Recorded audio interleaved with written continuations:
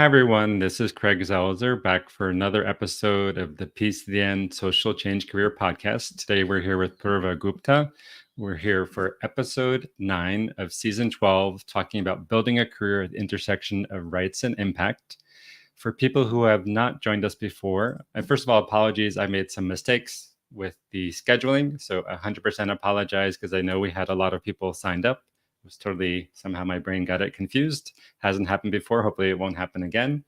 For people who have not joined us for the podcast previously, this generally goes about 55 minutes. If you happen to be watching live on LinkedIn or YouTube, we really enjoy hearing from the audience. So feel free to share a couple of words about where you're based or your interest and the type of work you are doing or might be engaged in. And also feel free to ask questions, share comments. We'll try to weave those into the conversation as much as possible. Within about 2 weeks, this will be converted to one of over 130 episodes of the Social Change Career Podcast, which really features brilliant innovators from all over the world talking about how they build careers of impact, both the good and the challenges on upskilling and how to avoid burnout and the dysfunction of the system and the wonders and all of that stuff. So 3 quick requests. If you like the podcast, please consider sharing and rating this episode.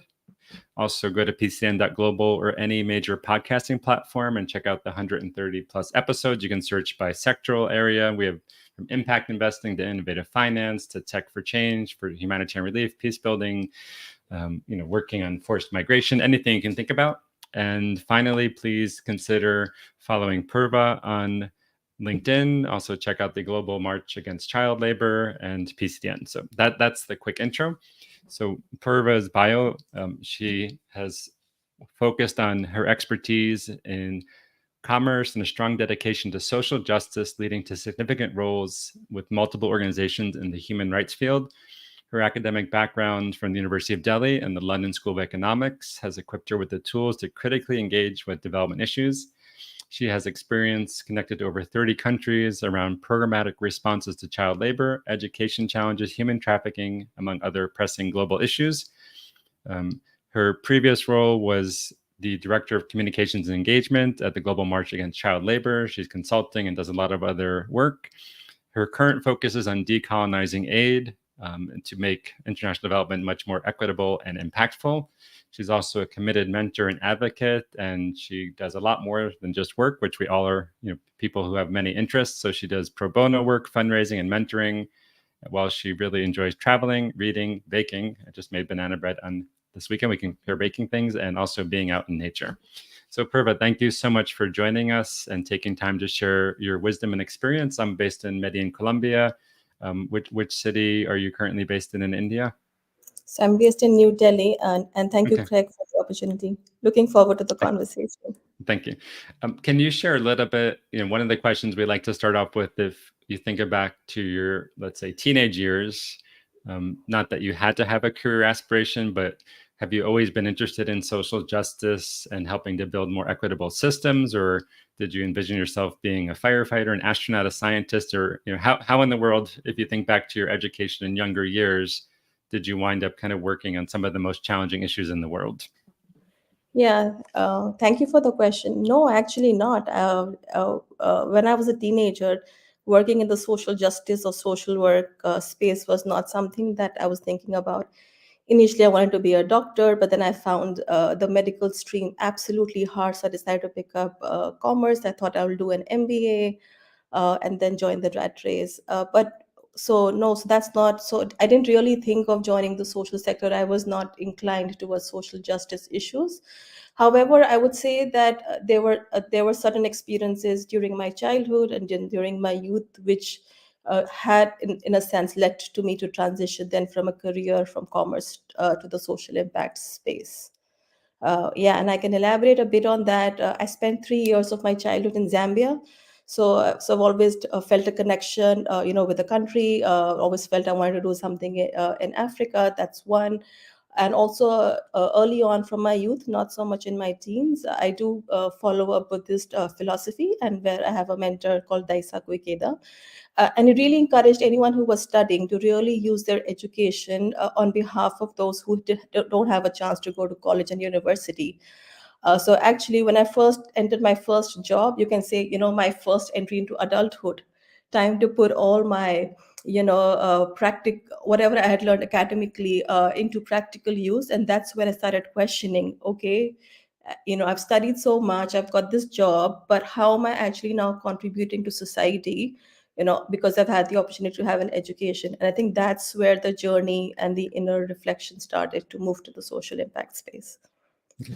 So can you talk a little bit more about your experience in Zambia in terms of, was it in high school, elementary school, and had you traveled or worked much or lived much outside of India at that point, and what was like surprising for you, and a little bit more what that meant in your life? So I was very young actually. I was 7 years old and stayed there for about 3.5 years. So probably I left there when that was like 11. So not much of exposure, and but I did. I mean, I was in Zambia, and I did travel to Zimbabwe, and maybe just a bit to Kenya and Tanzania, but that's just more for transit airports. But I always just felt the connection. I mean, there's nothing much I can say right now in terms of relating it like to the social impact space, but it's just the connection that I felt in that sense to the continent. I Okay. think there was also a sort of longing to want to go back, but not knowing to just go back for tourism or for what purpose. Okay. And then can you talk in terms of studying at the University of Delhi, and kind of what were some of the skills and focus that you found most helpful, whether it was in coursework or outside of coursework? And then how did that lead, to how much volunteer work did you do, and how did that lead to the right next job and eventually to the global march against child labor? Sure. So I've actually done my bachelor's in commerce from Delhi University, and then I followed that up with a master's in commerce. And I feel that in sense kind of created a foundation for me for the social impact space, because the commerce field is quite sort of a general course, you can say, but it's very multidisciplinary. So I had subjects which related to economics, I had subjects related to finance, also related a lot then to business, and then also statistics. All those different topics, I found them to be very useful when I did pivot finally to the social impact space, because there's a lot of research going on. So I'm basically comfortable with data. Um, the NGO sector is a lot about fundraising, creating budgets, and then tracking and monitoring. So in that sense, all that I had learned that in terms of my skills or to be able to be comfortable with numbers absolutely helped me. Actually, I did know volunteer, which is interesting, is that I've started volunteering more after joining the sector, and not so much when I was in the commerce field. But like I said, when I started reflecting and asking myself as to how am I using, or how am I contributing to society at that point in time, I did have a project in my office. So I was working for an accounting organization. I was working for an accounting research department. And there they had this very interesting project, which was on building accounting guidelines for microfinance institutions. And I was the youngest kid on the team, you can say, and the other seniors and the other skilled people didn't find that topic very interesting because it was not hardcore accounting or commerce. So that was given to me, the newest person, you can say, on the team. And when I was exposed to the project, I was exposed to microfinance, and I was so much drawn by the social aspect of it, its potential, for livelihoods, for poverty. And that's also how my journey began. So I see that everything is in that sense linked, that whatever that I learned and whatever skills I gained, that helped me to transition. And eventually I went on then to do my master's in development studies. Okay. So a question for people, whether they're from India or the UK or anywhere in the world. I mean, obviously LSE is one of the best institutions in Europe, if not in the world. And so two questions for anyone who's thinking about graduate school. And we'll get into kind of upskilling in general, but how how do you how did you go about deciding on both the institution and the particular program at LSE, and then any wisdom now, let's say 10 or 12 or 15 years later, for people who are thinking about grad school, um, how to find the right, I mean, because there's both the institution and then there's also the program and there's also the location. So just any wisdom from your own experience for others who are thinking about potentially grad school, how to go about choosing, there's no perfect program, but the most relevant or the best options, in terms, because there's so many things people could study. You could study engineering or finance, or you could study social impact or social entrepreneurship. Or so any thoughts about that, how you made that choice yourself and what you recommend to others? Yeah, sure. So one is that I was very clear that I wanted this was going to be my second master's, and I was very clear that I wanted to do my second master's abroad because I did also want that global exposure. So I would also say related to that is for people to be also very clear as to like where do they want to do their masters or to upscale, because there are opportunities available locally as well as globally. So that was for me one criteria. And then I spent some good 6 months just doing a lot of like research. I remember coming back after work, and that those days we didn't have I used to go to the cyber cafe back then, and then used to and would really work for 2 hours and did a lot of intensive search on different courses. So I would say that an intensive search is also important, and that's when I chanced upon, first was to find the course and then the university. So amongst the different courses that I found out, I realized that development studies is something that resonated with where I wanted to go, and that that was most exciting for me. So that's what I would say: do an extensive search, identify what courses or what masters or bachelors you want to do, and then I zeroed in on basically. Sorry, I zeroed in a bit about the different universities and which were the potential universities that were offering that course. So basically, I was looking for a course that would be global in nature. I was very interested in poverty elevation. So I made sure that when I looked at the course modules, there was something related to that. Also, some courses were very economics heavy, and then I disregarded that because I did not come with a very economics heavy background. So I would then say that also, when looking at courses, see as to what suits your interests, what suits your capacity. And the last thing I would also say is that finances are also very important. Studying in the US is also an option for me, but masters in the US are 2 years, which means and that means more expensive and more money. So yeah, so I basically decided that US is out of the option. And then LSE, of course, did have a very great faculty. It has a really a great brand name. Also, I have relatives living in London, so also to have sort of my own local community there also just helped me, and all of that helped in to make a final decision. Yeah. Thank you. Yeah, I mean, I'm older than you are, so I remember I applied for my PhD. We had one email address. I did my master's in Europe, and we had one computer that was connected to an email address for everybody. And I have no idea how I researched the programs and actually got all the applicant. It was by snail mail, but it's a different generation these days where if you have access to internet or a mobile phone with communication, you can get you're swarmed with information. So it's definitely a different world. But doing your advice of really doing the research about programs and also thinking about location and institutions and also thinking about your well-being, because for me, I did a 1-year master's. I did it in Prague, one of the most beautiful cities in the world, at Central European University, which is now just in Vienna, a great place to look. But if you're going to be spending a considerable amount of time, also decide, do you want to be in a rural area or a city? And also think about where, particularly if you're going outside your home country, or even if you're in your home country, often the community and networks you can build, particularly in graduate programs, will help you throughout your career. So there could be a difference if you study in Delhi versus somewhere else, or if you're in Washington versus Denver. So a question. So how did you go from working kind of on commerce, which is an amazing skill set, to then, and getting this, let's say, social impact bug, or whatever terminology you want to use? And I'll just tell a quick story. So I've always been interested in business and impact, and did a radical hippie major. But I remember I worked at a ski resort. I used to ski race, and I haven't skied in 20 years, but I used to be really into skiing. And working at the ski resort, I was in the ski shop, and I got the ski for free, which is great. But I would sometimes tell people, don't buy things here. It's too expensive. Like, go somewhere else.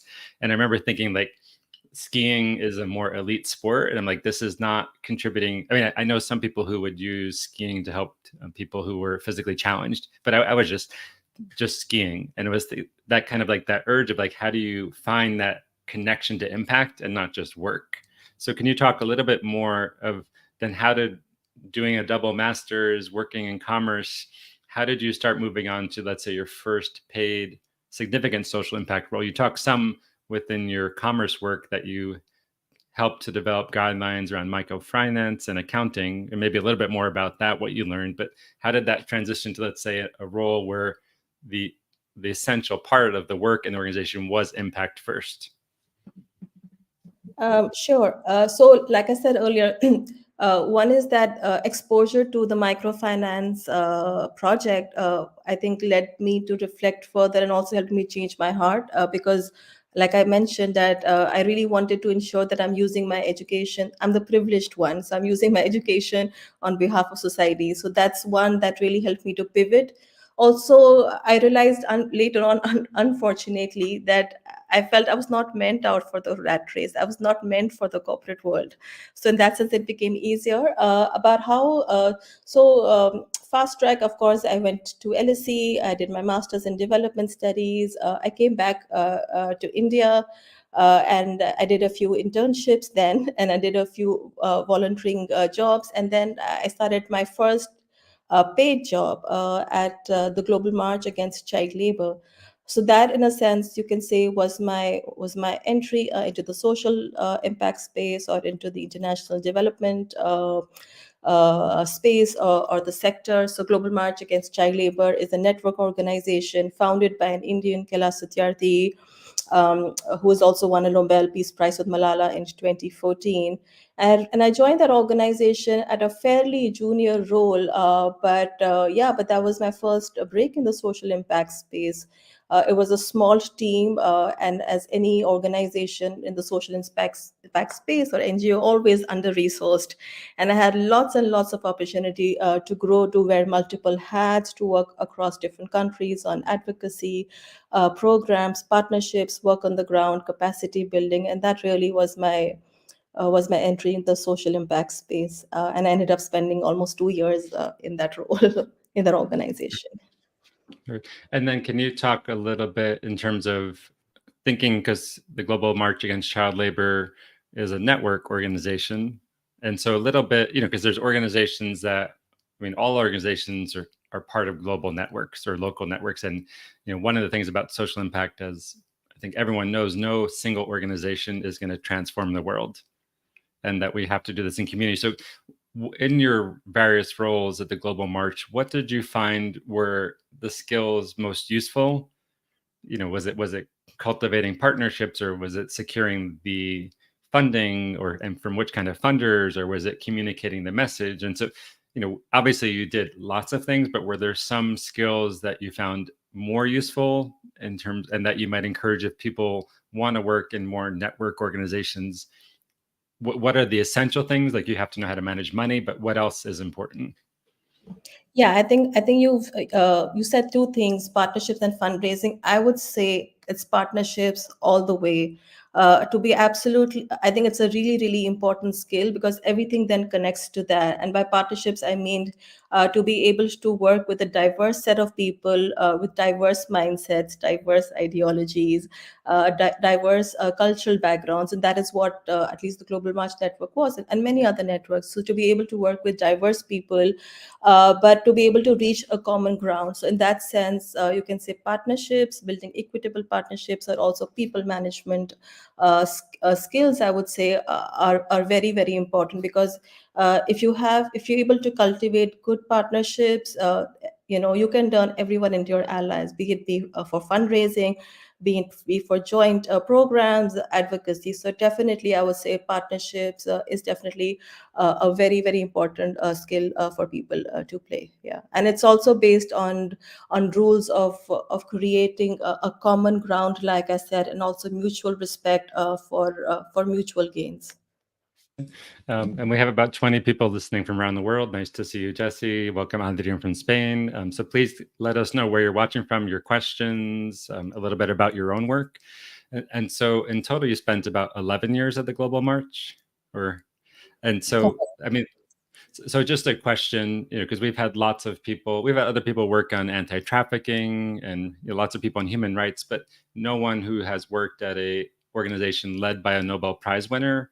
And so just, you talked about the organization. Obviously, most networks and nonprofits are resource constrained. So can you talk a little about just having an organization led by someone who won a Nobel Prize? Was it easier to access resources or easier to get doors open, just in terms of the back end or kind of the internal workings?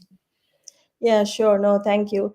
So I was fortunate to work in an organization where the founder won the Nobel Prize, and actually I joined Global March in 2011, and he won the Nobel in 2014. So I was also part of the journey, part of growth, and also part of the celebration. But to respond to your question, definitely having a Nobel Peace Laureate as your founder makes you more credible, and of course gets you known. And as also correct you said, yes, it opens the door, definitely, but that's all that it does. It doesn't automatically lead to us receiving tons and tons of money, but people were willing to listen, and people were willing to have conversations. But beyond that, we still had to go through the normal, the normal procedures, and also still to a great extent to make proposals or to fundraise as per, let me say, as per the needs and the preferences of the donors. We had still some leeway, but it still had to be a lot of it guided then by the donors. So yes, so having a Nobel Peace Laureate or having someone important makes you credible, but we still had to go through what a normal INGO would go through. Okay. And then just one more quick question about the prize, and then we'll move on to a lot more skills and careers. So when you found out that the founder was awarded the Nobel Prize, like how did you all celebrate? And did you have any inkling, because sometimes people know they've been nominated, sometimes not. So just obviously, what was that particular day or evening like? Yeah, that there was a crazy day so we knew that his that they had filed for a nomination or whatever it's called, but we had absolutely no inkling as that he would, as to he would could be a potential winner. So that's that. So it definitely, especially around that time, I was still a junior staff, so still not much aware of what's happening, more at a higher level or around the prize and its different nominations. But yeah, I remember that day was a crazy day. Back then, we used to work in a very, let me say, a small office in South Delhi.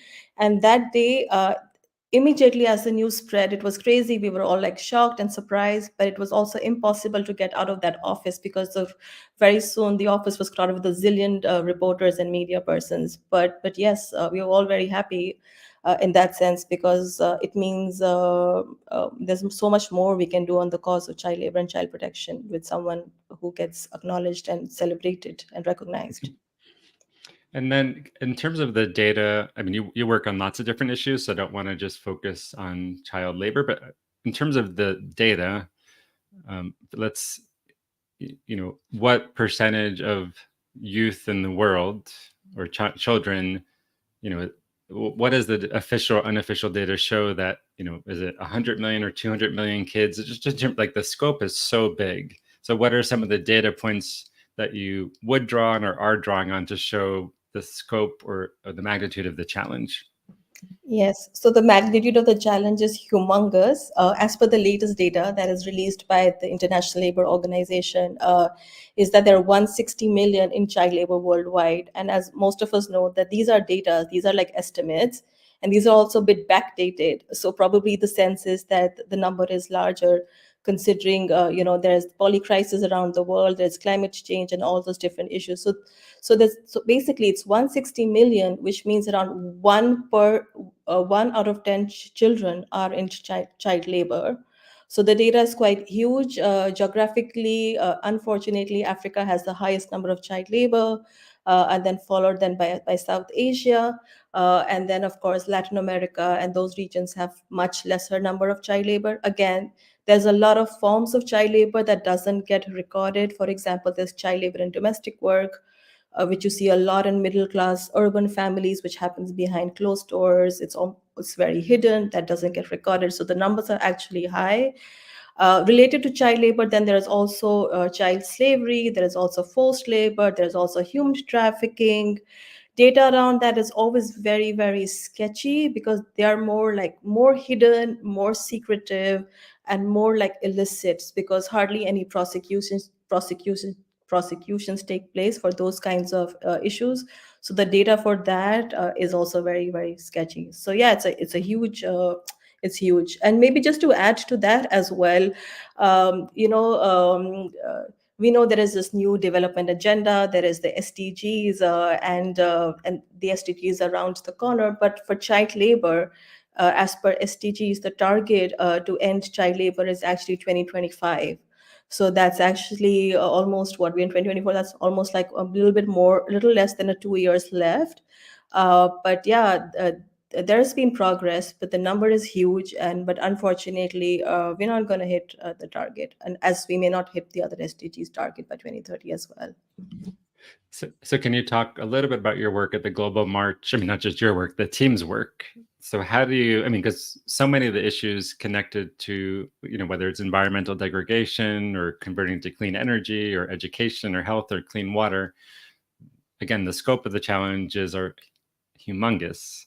So in terms of the Global March or your own work, how did you measure impact? I mean, there's one, was it measuring that you helped influence a law or a policy, or you change a particular corporate behavior, or you got a city to police take it more seriously? Or so how did you, in terms of like this huge challenge over almost 160 million or more kids who are in all, obviously there's different kinds of child labor, not all of it is slavery, there's all different kinds, but how did you think as an organization, or you yourself, break this down into something manageable, not just say it's hopeless, let's just give up?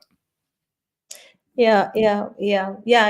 It's quite big. It's quite daunting, and it can also seem quite challenging. Also, so our work essentially at the Global March is essentially an advocacy organization. That's kind of its modus operandi. So we had different functions around advocacy, around research, around communications, and around campaigns. So given that these were the different verticals or the different areas that the organization works in, so that's how we pretty much measured our impact.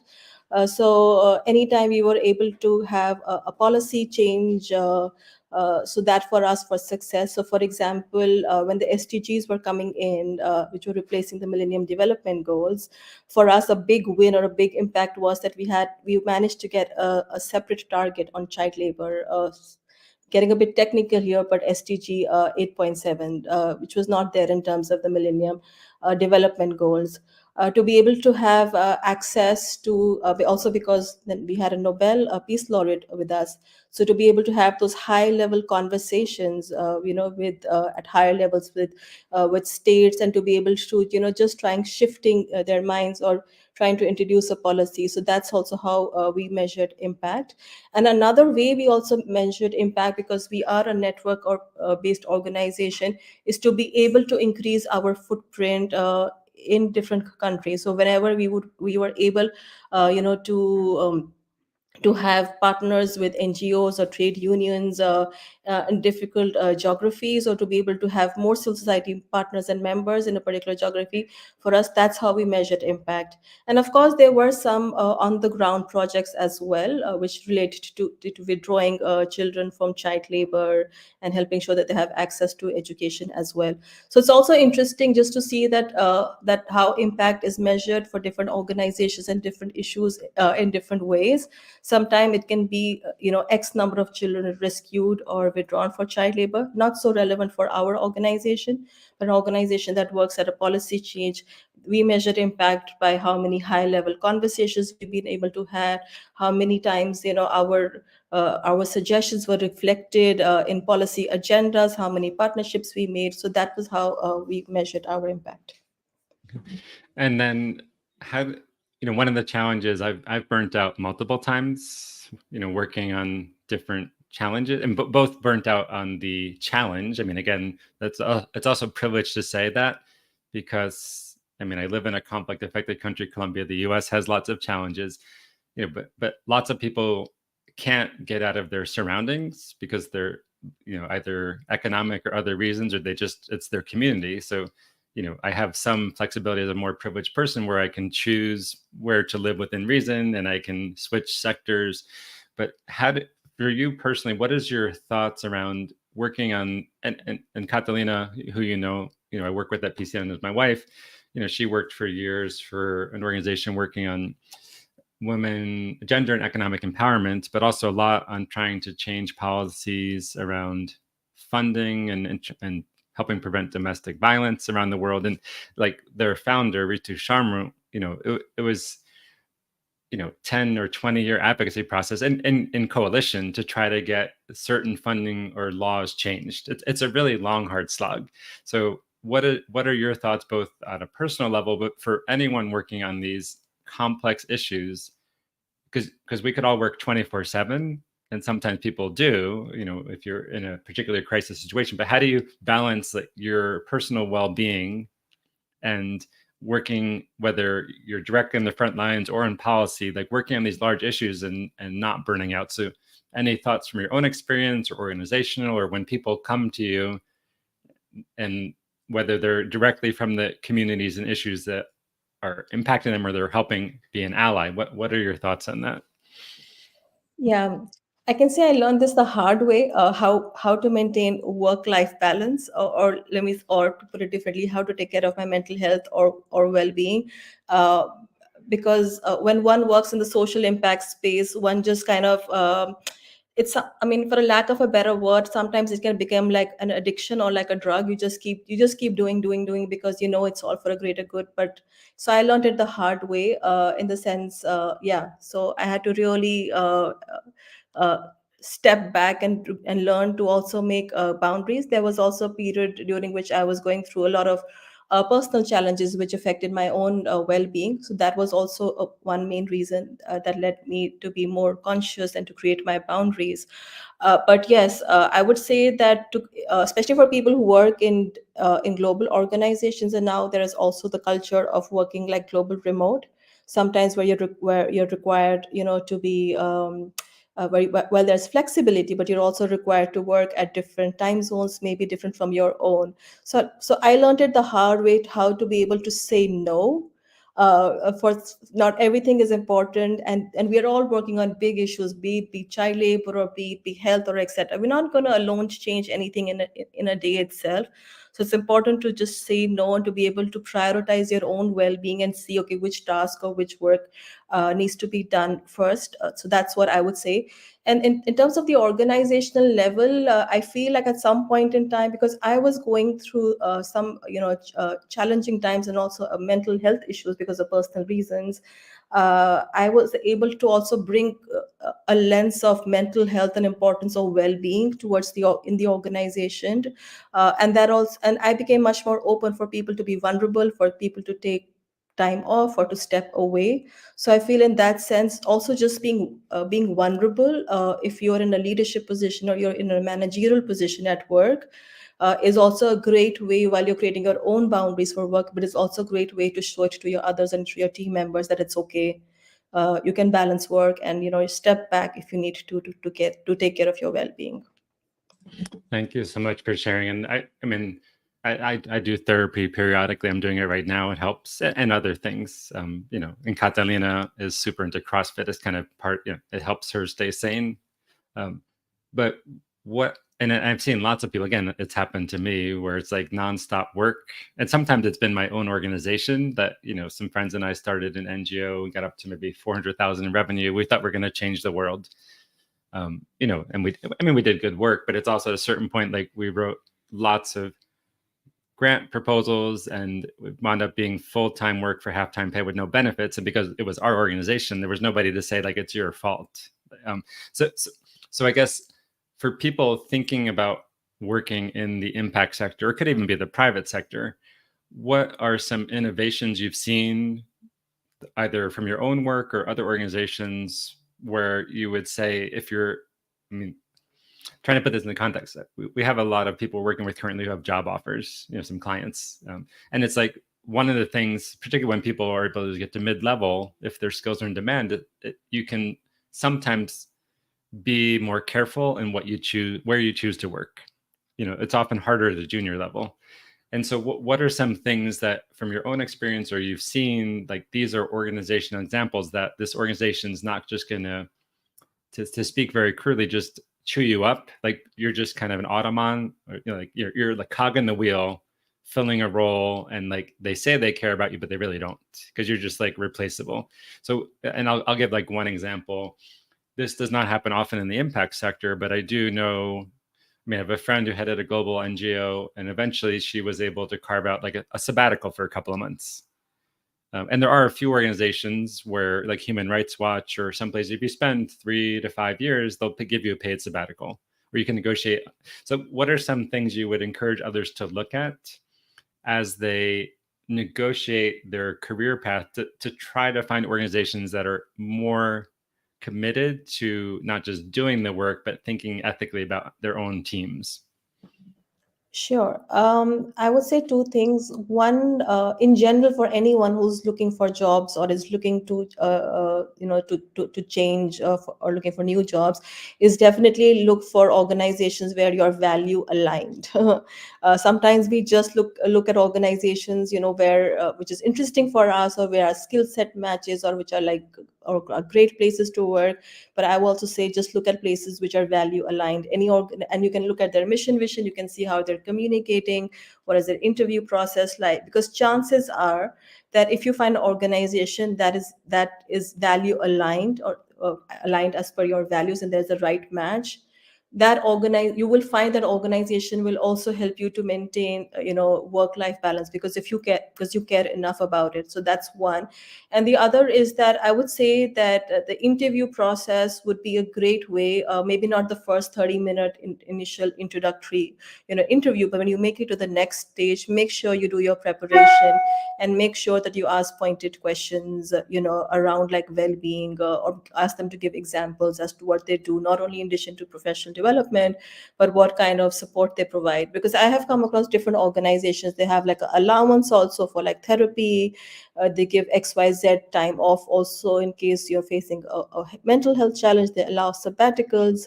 So I would just say that's what you should do. So look for value aligned organizations, and make sure at your interview stage you have a list of questions that you want to ask them, in a way to gauge what is the culture like. Are you going to burn out here? Are you going to thrive over here? Yeah, it's a great tips. So a few questions have come in. Thank you. The first one, Jesse, who's based in Brazil. Um, how do you think AI agents are going to affect our careers? And he clarified psychological disposition, and how can we create new boundaries about what is good for the business health aspect of a company?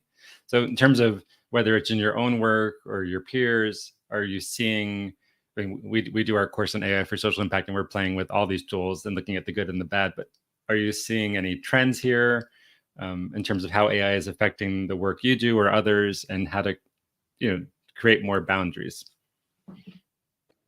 Yeah, I'm gonna have to let this pass. This is unfortunately, this is not my area of expertise.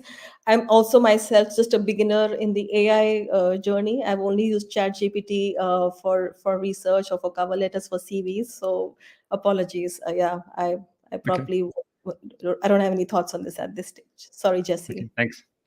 Next question is from Adrian, based in Spain. In what ways did you change the way you manage your team after burnout? And do you have any hints and tips for going through a burnout? Yeah, so the first one is in terms of managing my team during burnout. I think for me, what helped was just to be vulnerable and to show vulnerability at work. I was really actually burned out. That's the right word. And I was actually leading the organization at that point in stage. The burnout, to clarify, was not because of work. It was due to personal challenges. But yes, I think I would say that just being vulnerable to the team about my own situation allowed them to normalize that it was okay to feel burnt out, it was okay to go through mental health challenges. And that kind of further enabled me to build trust with them, for them to openly come up and share their challenges. And once there is an open communication without any judgment with team with the team, it became much more easier to see, or structure their work, or to manage their work, to make sure that there is work life balance. So for me, that's what really like helped. And also having like weekly meetings and having the catch up calls to know that what everyone is doing and what is their burden like, and what is priority, and who can help whom, and who can share the loads. Of course, those helped. And then there was a second question that Adrian had, which I actually don't remember. Yes. Yes, I would say, of course, it goes without saying, how to avoid burnout is maintain work-life balance. Learned to say no. It's very hard for me to say no. Maybe there is a gender aspect to that, and apologies, but just learn to say no. That is one. And then the other is, I would just say, is find things that give you joy and that help you thrive and that help you rejuvenate. I do a zillion things. I try and exercise. I try and run. I do baking and I read. So try and do anything that you can. That keeps you still passionate about working in the social impact space, because it is a challenging, space. The issues you're working on are very real, very hard. So yeah, avoid burnout by doing these things that give you joy. Consider therapy. There's nothing wrong in therapy. Consider also having a coach. That's a different kind of way out, also to not feel burnt out. And also, I would say, look at being part of different community spaces. This is, in general, a tip for anyone who works in the social impact space. For any challenges or for different perspectives, I'm part of the Bloom community by Jasmine. I think that's a wonderful space. To just to be in a safe community of like-minded people, not only for things like burnout, but also different challenges in social impact space. Okay, wonderful. Yeah, Bloom is wonderful. Peace to the end. There's lots of great things. And so I think Jan saying thank you for the advice. Lajwanti from Pakistan was going to ask the similar question. Feel free to ask other questions. And again, welcome people from around the world. Feel free to keep letting us know where you're watching from and your questions and comments. So you've talked, I mean, you're transparent, and we had someone on our podcast, Angela Ray Brace. I'm getting her name incorrect. I apologize. But Angela was on our podcast about a month ago, and she, is all about deconstructing colonialism in development and trying to work with leading organizations. She's worked for Oxfam and others, and you can find it on the PCN podcast. There's also another organization. I mean, there's so many organizations doing great work. Are really the work of decolonizing wealth and decolonizing philanthropy by Edward Villanueva is fascinating. So can you talk a little bit about how are you working on decolonizing development? What does that mean? And, particularly since you're from India, I won't use the term global south, it's the majority world, and India is the most populous country in the world. What does that mean? And being part of an organization that for many years that was global in nature and led by somebody from India, what does that mean in terms of decolonizing development? How do you put that into practice? And particularly for people who are either mid-level or senior level organizations, what is your advice in terms of hiring or practices? Because there is so much bizarre behavior in the field. And what I've come to the conclusion that, I mean, there are people who are malintentioned or, maybe don't have the best interests at heart. But generally, most people working in development, I mean, everyone has mixed motives, but want to do positive impact. But often the bureaucracy or the systems we're embedded in tend to put certain interests higher. And a lot of this is because this is all a business, is like where the money comes from tends to come from certain places who tend to have more influence. So not sure if that makes sense, but how are you putting this into practice? Where do you go? What does it mean for others, both in the mid-level, senior level, and people seeking positions? Yeah, sure. So I will say that I'm on my journey on around decolonizing aid and development. It's a topic that has caught my interest some years ago. But the way I understand is that all this is the international development sector or the social impact sector of for whom, like, we are doing all of this for whom, and actually it is for the communities. And what I do find is a lot of resources go everywhere, maybe to organize big conferences for communications, marketing, etc. But unfortunately, you asked me what does impact mean, but there are different ways to define impact. But at the end of the day, real impact is being able to serve the communities. And for me, decolonizing basically means to be able to really serve the communities, for all of which we've established these social enterprises, the INGOs, and basically about shifting power, the very commonly used phrase. So shifting power towards national and local organization and communities, so they are able to lead the global agenda, or they are the ones who tell us what is it that they need rather than we dumping it from top to bottom. So that's a broad way of the way I understand decolonization. Like I said, I'm still on my learning journey, but at the Global March, uh, did have the opportunity to bring that in terms of the child labor space. The child labor global development agenda is very heavily north focused or western focused, and we always try that whenever is that to really advocate that whenever the global agenda setting would happen, you would include civil society organizations from the global minority world. So for me, that was a bit of an effort that I did over there. As part of my freelancing or consulting work, I'm working on an international book on child labor, and there we're trying to follow, let's say, a decolonized research approach, which is to make sure that the different contributors for the book are a well balanced of experts and practitioners from all across the world, not just related to one particular area, which is the global north, which is generally seen as experts.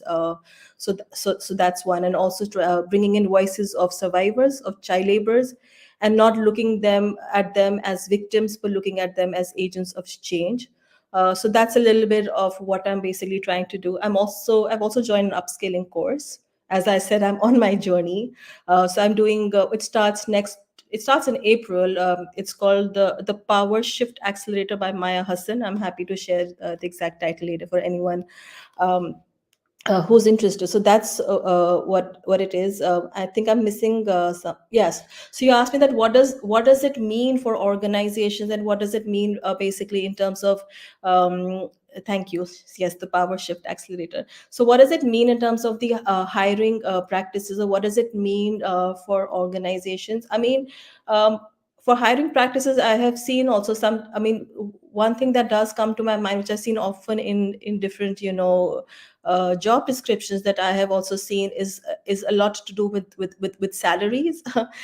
You're working in a global remote organization, and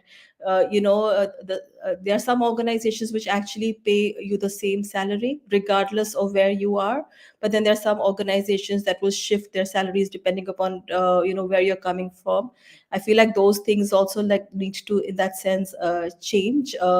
Also, in terms of hiring practices, sometimes what I have seen is that also we look at generally like experts who are on certain topics, maybe like topics like advocacy, topics like communications. Generally, seen that such experts will come from a certain geography, and not willing to see that those experts or that expertise or that local knowledge can also lie with professionals in the sense from the global south. So in that sense, that hiring practice, those things need to be kept in mind while recruiting.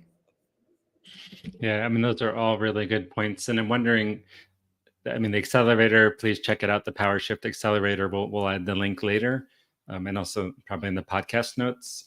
So is there a place you go to? I mean, you're gonna do this course, but is there a place you're going to find which organizations or which practices similar to working on well-being and burnout? Is there, because there are lots of people talking about this and doing things, not just talking. And I will say I have a friend, I won't say her name, but she's been in development for 50 years. I think she's 70. And it's funny because she'll say that the discourse changes every decade or so, participatory development or this or that, but often the practices, and now the talk is localization.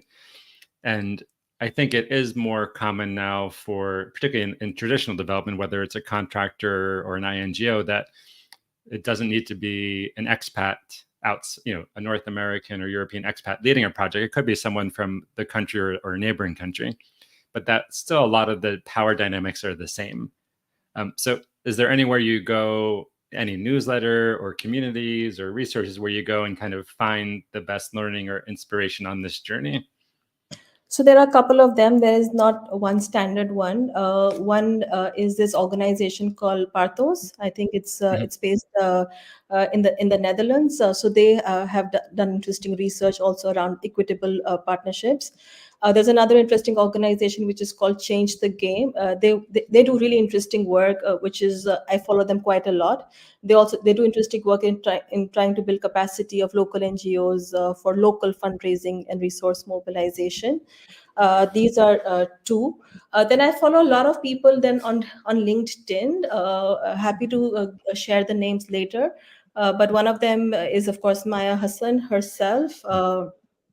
Yes, these are also names the Peace Direct Greg, that you have shared, and then this. I'm forgetting the name. Yes, there is Maya Hassan. Then there is Farha. I don't remember her second name. She's from Pakistani origin, based in the US. Again, happy to share some of these names later on. So I follow a lot of people on around Shift the Power. And what I also do is that since I've said I'm on my learning journey on LinkedIn, in the search button, I do put shifting power, and that's also how I'm able to find new resources and new folks. Okay, wonderful. Yeah, so and Peace Direct has been doing work on this. I mean, lots of organizations have been doing this forever, but Peace Direct has put out some really good reports. I'm on the advisory board of Collaborative Development Associates, the group founded by Mary Anderson. Also has been doing this for 3 decades. It has a lot of good work, and they have different names for the work they've done. One is called the Listening Project, but really thinking about that's so much wisdom and practice, and both it's smart. Not that local communities have all the solutions, because they don't, but neither does anybody. But often the top-down approach, or like throwing 20 million or $5 million, like the projectifying of social change, is one of the challenges of the industry, because it's hard to turn complex challenges into projects, and that are discrete. And anyway, so please follow Purva on LinkedIn, and hopefully you'll keep sharing about your own learning and journey, and your favorite resources and questions. So just a few more questions, if that's okay. And if anyone else has other questions or comments, feel free to add them. So one, just going a little bit to hiring. I mean, you're talking about, so one is you're doing consulting and freelance work now, but let's a little bit in hiring. When you have been in a role where you've helped to hire people, can you talk a little bit just about the metrics? So whether it's a junior or mid-level position, do you get 500 applications, 100? And then what makes the difference between however many applications you get? What makes the difference selecting the ones that you're likely to consider interviewing?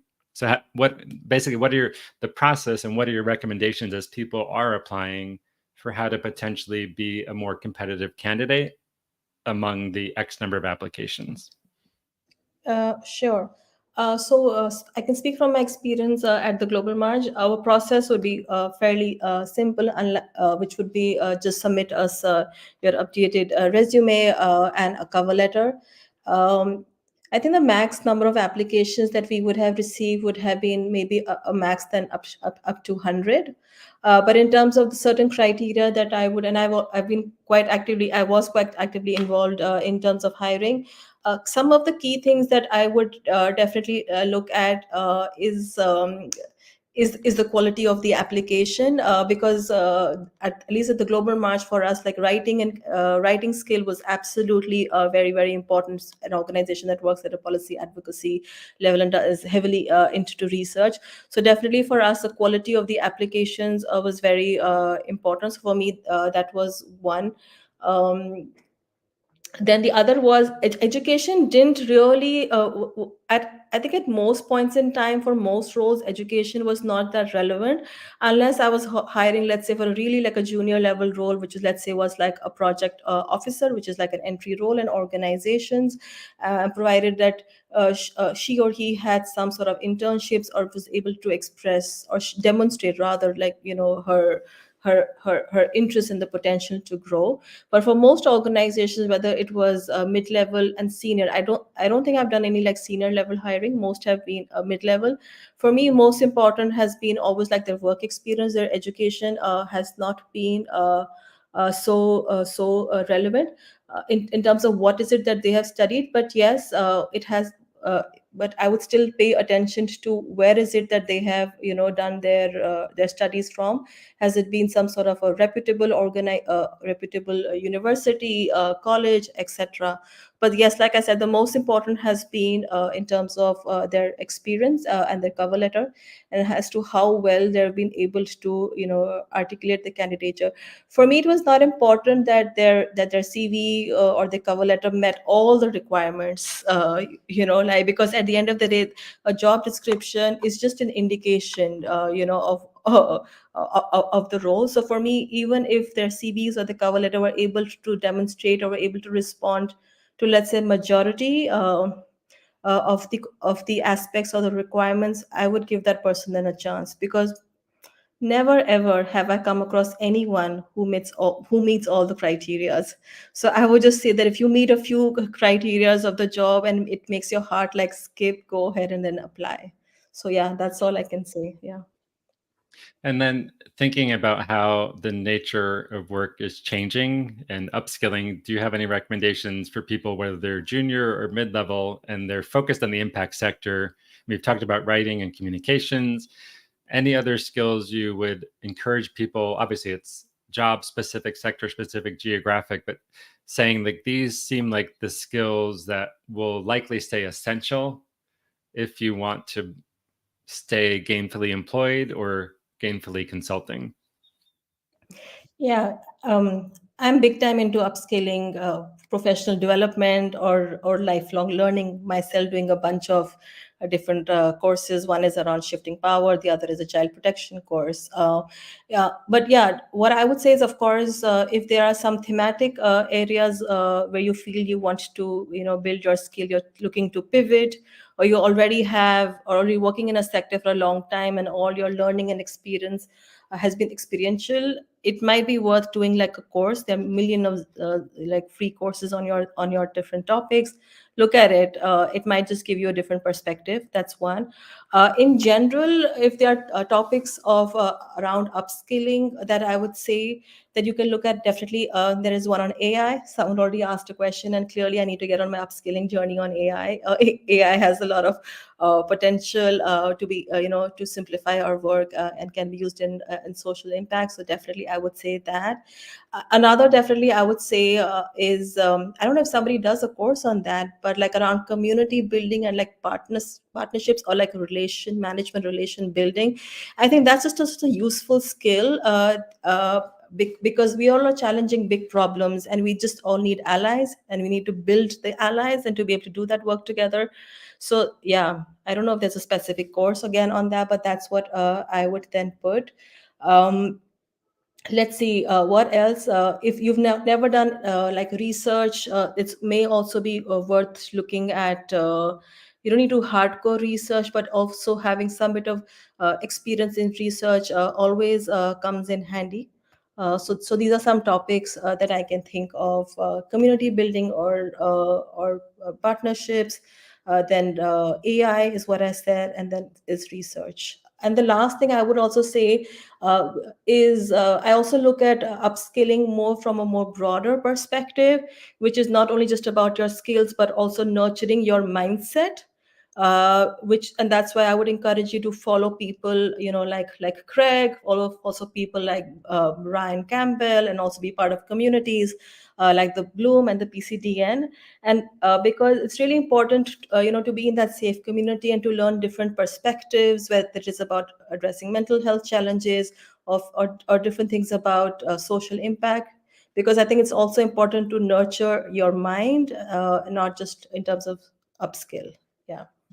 Thank you. Great advice. Yeah, so just a couple of places also: Acumen Academy, Humanitarian Leadership Academy, Philanthropy University, Maven. We teach courses there, edX, IDEO, PCDN. We do lots of stuff. So I agree 100%. I mean, obviously, if you're working full time and have other responsibilities, it can be hard to find the time to upskill unless you have an employer who builds it into their entire process. But for me, like, just to always be learning something keeps my mind fresh. I don't like to do the same thing all the time. So I'm working a lot on AI stuff, but also just a lot on video editing and podcasting. And, I teach on AI, so I'm experimenting with every tool. But if and there's a lot of things you can do for free or very affordable. so you don't necessarily have to go out and do a $60,000. I mean, I see these advertisements on LinkedIn, like come spend $30,000 to learn X, at a high class university. And sometimes if your employer pays it or you're wealthy, it could be a good decision. But sometimes you can do the same thing, maybe not have that stamp of accreditation, but you did the same thing for free or $300. So there's lots of ways to learn that. I mean, even though the internet's a mess and there's so much bad stuff, the ability to upskill is mind-blowing. And with AI, it's actually even getting easier. So just two more questions and then we'll wrap up because I know we're over time. And Lajwanti, thank you for your comment. So what is a book or a show or a podcast or a movie, something that maybe you've engaged with in the past 6 months or month that is occupying your brain in a good way? It doesn't need to have anything to do with work, just something that you're enjoying or making you think. So unfortunately, all my podcasts are like work related or also upskilling related. So I'll talk about a movie and talk about a book. So the book that I recently read was called The Last Queen, which was very interesting. Which was about it's a historical non-fiction book. It was quite interesting about the Queen of Punjab and how she fought against the British rule, etc. It was just a wonderful read and the courage, a courageous woman. So that's there. But an interesting movie is on my mind. It's a Bollywood movie, so it's in Hindi. It's called 12th Fail. So which is basically around a person who failed his 12th grade. But it's really interesting movie, and that's been a lot on my mind because just to give a bit of a background about the movie is about this person who really fails many times to crack the Indian civil services examinations to get into the government service, and he finally makes it in the last attempt. And every time he would fail, he would tell himself restart and restart. And as so, yeah, that's a movie that's been a lot on my mind because. Every time any job hunting or job searching or social impact space can be hard, but every time I have hit a roadblock in the past or recently, I think that movie or that line from that movie, restart, restart. It's okay if you fall, it's okay if things didn't work out, but your ability to be able to stand up and again restart, that's what matters. So resilience. So yeah, so that's kind of what's on my mind. And do you know what channel is it on? Is it on Netflix or Amazon, or it would have to On be on a Netflix. Bollywood? It's Okay, on Netflix. so please, yeah, Kathleen and I are huge Bollywood movie fans. So sometimes they can be a little too long, but actually I have to say, whatever, we've been married for 20 years and together longer than that, so we've always watched Bollywood. But it's been interesting to see more Bollywood films get into explore social issues. So not just like singing, dancing, and romance. It's gotten much more diverse in terms of the type of topics, which I think is amazing. No, yeah, So. yeah, that's true. Yeah. So maybe you're going to be in a Bollywood movie next as a part of. And then the last two questions. So you're currently doing consulting work. So just if an organization, if someone hears this, what type of consulting services are you offering? Is it related to forced child labor, or is it advocacy or communications? Sure. So my consulting work has two tracks to it. One is around my expertise around child labor and all the issues around it. Research, advocacy, programmatically, etc. So more like a thematic expert. That's one. The other also that I'm doing consultancy is being able to support local organizational or national organizations under different topics, which is advocacy, fundraising, research. Yeah, so these I feel are some of the areas where I can contribute to local organizations. So these are two different tracks of Okay. consultancies that I'm looking at. So I'm going to bring in one more question and then we will wrap up. So from Lajwanti, based in Pakistan, this is a deep one. So basically, I think we've talked about this some, but there's so much inequality in the world. How do you basically, it's kind of related to burnout, but how do you recommend just not, I mean, whether, with the war in Gaza, just all the people being killed and massacred, or displacement in Colombia, or I mean, every country and region has its challenges and insane policies. So any thoughts on how do you find that balance between, I mean, do you not read the news? You read the news. Do you go out and meditate in the forest? Do you, I mean, like you've talked about it some, baking, having other interests, having friends, community, but anything else you would suggest, whatever the challenge that someone is most drawn to, like how to find that balance and not go crazy or just burn out or just watch Netflix 24 hours a day? Yeah, I would say join a community. I don't have the name right now. I'm happy to send it or share it later. So there is a community for what's happening in Palestine. I think it's called Global Development for Palestine, etc. I will look it up. But for example, being part of the community, I've been part of few of those Zoom calls, and just to be part of that community where people are sharing the same frustration, and be able to just share it, and to share their struggles, has in some ways been therapeutic, because then you know that you're not alone. So in addition to everything that you can do in terms of your well-being and work-life balance, I would stress on the importance of being part of a community and a safe Right. space. Yeah. Yeah, and just in terms of Israel and Palestine, so I've done a lot of work with a group called the Parent Circle Families Forum, which is composed entirely of bereaved family members. And I've never been to Israel, Palestine, so I don't want to, but I've worked with them or helped them. I mean, I wouldn't say worked with them, but helped them a little bit. And their mission is that no one else should have to join their group, because everyone who's a member has lost someone to the violence, and they've been around, like they should get the Nobel Prize if anybody's watching this. And they're still trying to do work in this insane context. So and I'm going to do a video later, but through an organization, Kata's on a board here, they put together a group working with displaced indigenous people in Colombia who do traditional handicrafts it's called the Embera Indigenous Group. Colombia is about 5% indigenous. So we help connect them to the parent circle. So the displaced indigenous people here are making these bracelets that have shalom, salam, and peace in all three languages.